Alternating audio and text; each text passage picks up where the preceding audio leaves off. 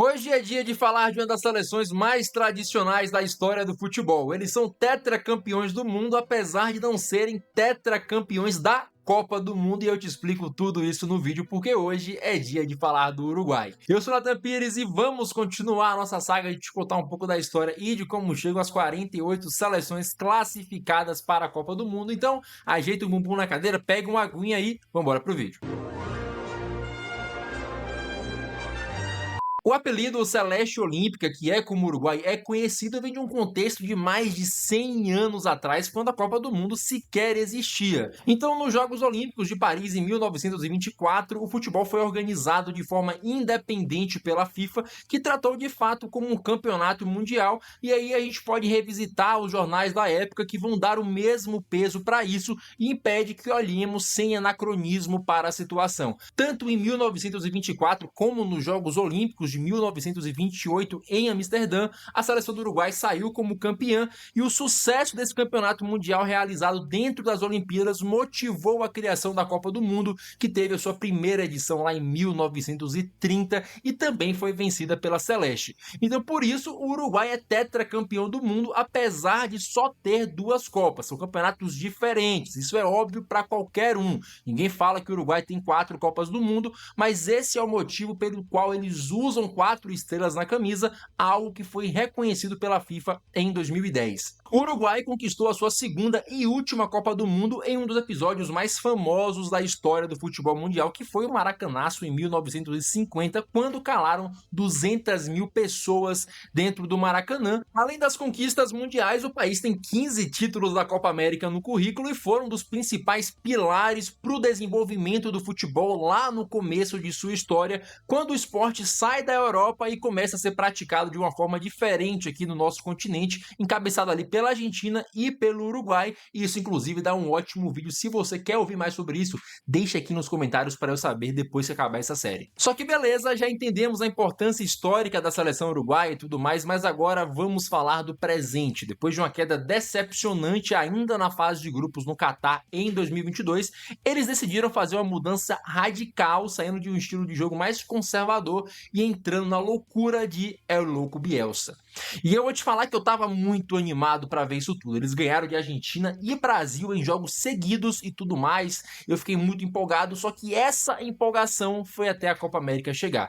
Beleza? Eles eliminaram a gente e tudo mais, só que foi uma seleção bem chata de ver jogar. Não marcou nenhum gol no mata-mata até a decisão de terceiro lugar contra o Canadá.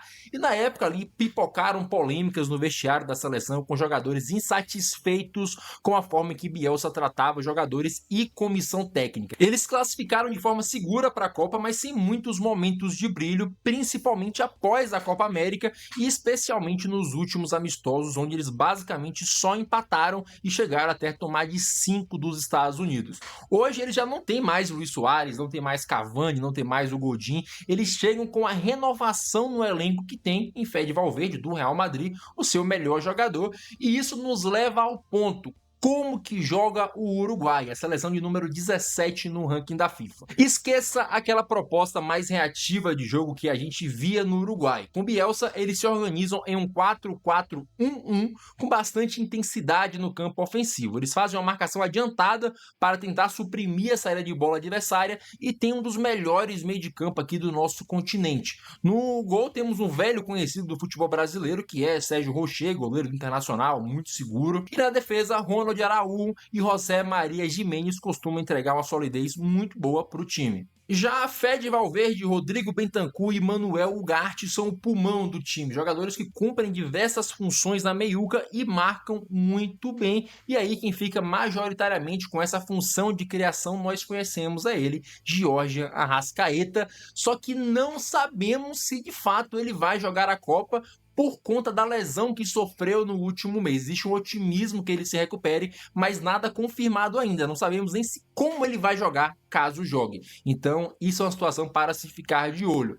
Lá na frente, a dura tarefa de suceder Luis Soares fica com Davi Nunes, que tem os seus momentos, mas não é o cara mais constante do mundo. Inclusive, vive sendo criticado por isso. Em resumo, o Uruguai chega para 2026 como uma das seleções que se renovou estruturalmente, mudou a ideia de jogo e tem um elenco bastante interessante, apesar de hoje ser apenas a quarta força aqui do continente e ainda brigando com a Colômbia ali pela posição. Não acho absurdo se você me falar que é a quinta força do continente.